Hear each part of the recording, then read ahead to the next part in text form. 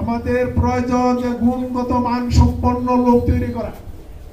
আমাদের প্রয়োজন যারা ইসলামের নামাজ পড়ে, রোজা রাখে, ইসলামকে ভালোবাসে, এই মানুষদেরকে একত্রিত করা। যদি আমরা ভালো মানুষদেরকে একত্রিত করতে পারি, যদি ইসলামী দলগুলি একত্রিত হয়, তাহলে আগামী দিনের বাংলাদেশ হবে কিসের বাংলাদেশ? কোরআনের বাংলাদেশ, ইসলামের বাংলাদেশ, ইসলাম প্রিয় মানুষের বাংলাদেশ, ঠিক না? এখন এই জন্য যৌবন যার, যুদ্ধে যাওয়ার সময় তার।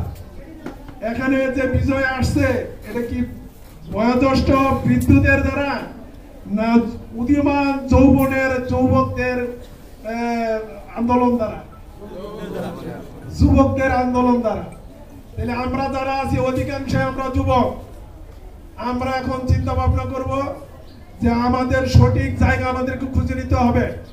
যদি আমরা আবার চিন্তা করি, আবার ভুল করি, তাহলে কিন্তু আমাদের এখন যে টাকায় আমরা দ্রব্যমূল্য খাচ্ছি, তাহলে পরবর্তী সময় কিন্তু আবার এই দ্রব্যমূল্য আরো বৃদ্ধি পাওয়ার সম্ভাবনা আছে, ঠিক কিনা? তাহলে আমরা কি সেই রাস্তা কি আমরা ছেড়ে দিতে পারি? তাহলে আমাদের কাজ কি? আমাদের কাজ হলো যে যারা এই দেশকে ভালোবাসে, মন প্রাণ উদার করে, যারা এই দেশকে ভালোবাসার মাধ্যমে এই দেশে ইসলাম প্রতিষ্ঠা করতে চায়, আল্লাহর জমিনে আল্লাহর দ্বীন প্রতিষ্ঠার জন্য সর্বোচ্চ চেষ্টা করে যাচ্ছে, যারা মানুষদেরকে ক্ষতি করার চিন্তা করে না, কোন মানুষদেরকে অন্যায়ভাবে কোনো কাজ করার জন্য তাদের উপর বোঝা চাপিয়ে দেয় না, তাহলে এই বাংলাদেশ জামাত ইসলামীতে আমরা যে দাওয়াত পেয়ে এসেছি, তাহলে আমরা এই বাংলাদেশ জামাত ইসলামীর অনুকূলে সবাই অংশগ্রহণ করবো ইনশাল্লাহ। পতাকা তোলাতে ইনশাল্লাহ অংশগ্রহণ করবো। যদি করেন তাহলে এই সমাজের মধ্যে পরিবর্তন আসবে না? আসবে না? এই সমাজের মধ্যে আগে বিচার করতো কারা? আওয়ামী লীগ, ছাত্রলীগ, যুবলীগের নেতৃবৃন্দরা। সেটা যদি তাদের দলের হইতো, তাদেরকে যদি অন্যায় করতো, তাদেরকে বাঁচিয়ে নির্দোষ মানুষকে ফাঁসিয়ে দিত। কিন্তু আমাদের এই বর্তমান বাংলাদেশ জামাত ইসলামী যেটা ন্যায় সেইটাই বিচার করবে, যেটা ন্যায় হবে সেটার জন্যই তারা এগিয়ে যাবে। কিন্তু অন্যায় করবে নিজের দলের কর্মী, তাকেও ছাড় দেওয়া হবে না। এই জন্য সেই দলে অন্তর্ভুক্ত হওয়ার জন্য আপনারা আগ্রহী আছেন তো ইনশাআল্লাহ?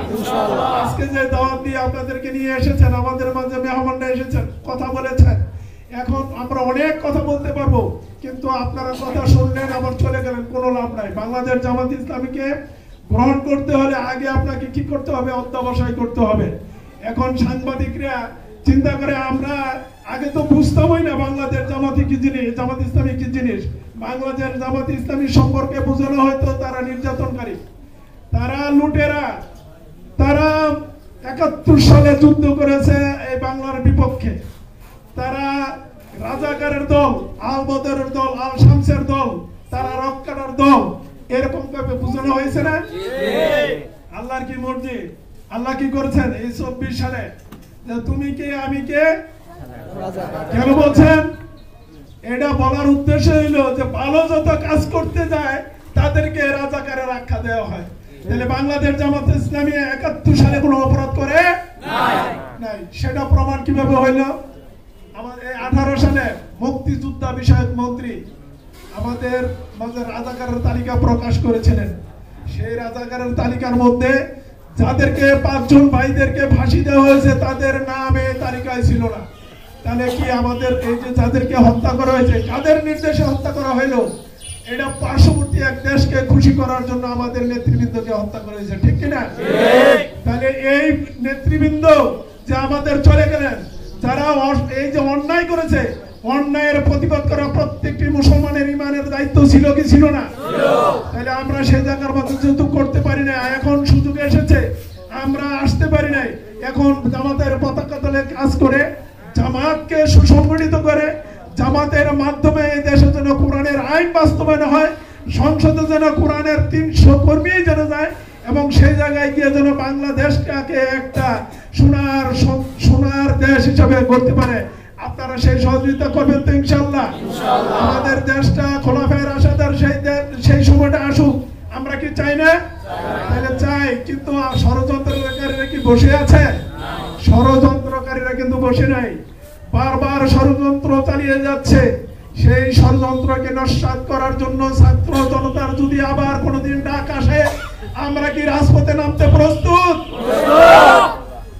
আমরা যদি এই ডাক দিতে পারি, ইনশাআল্লাহ এই দেশে আর আওয়ামী লীগ অদূর ভবিষ্যতে আর দাঁড়াতে পারবে না, ঠিক কিনা?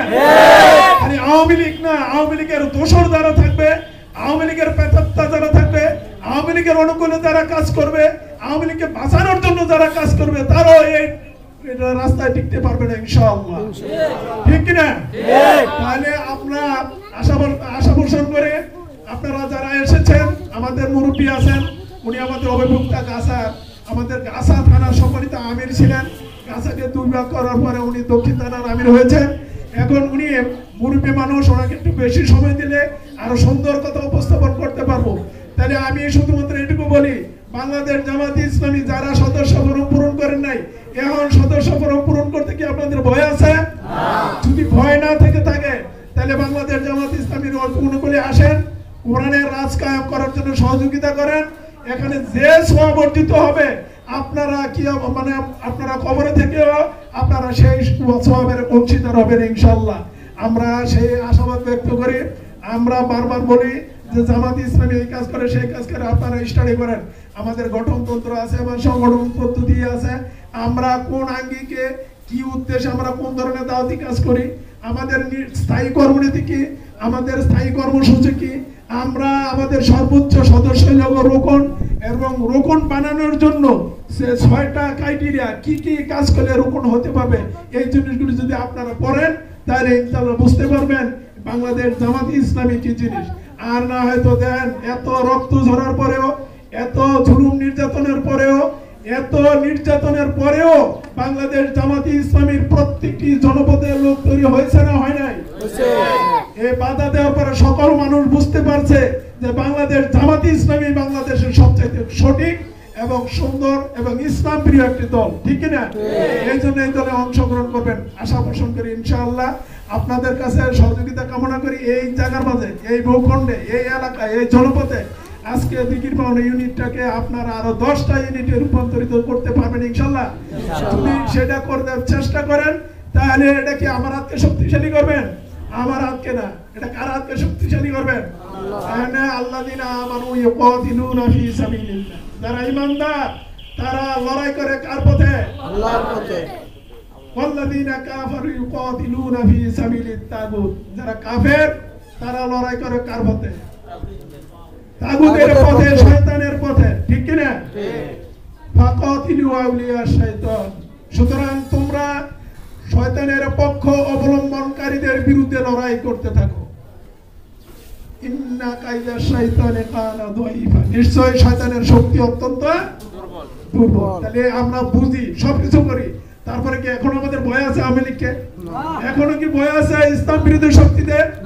তাহলে আমাদের যেহেতু ভয় নাই, তাহলে আমরা এই ইসলামী দলে একত্রিত হয়ে, ইসলামের পতাকা তলে একত্রিত হয়ে বাংলাদেশ জামাতে ইসলামের হাতকে শক্তিশালী করার মাধ্যমে এই দেশে ইসলাম প্রতিষ্ঠা হোক, এই আশাবাদ ব্যক্ত করে আমি আমার কথা শেষ করছি। ওমা আখির দাওয়ানা আলহামদুলিল্লাহ, আসসালামু আলাইকুম ওয়া রাহমাতুল্লাহ।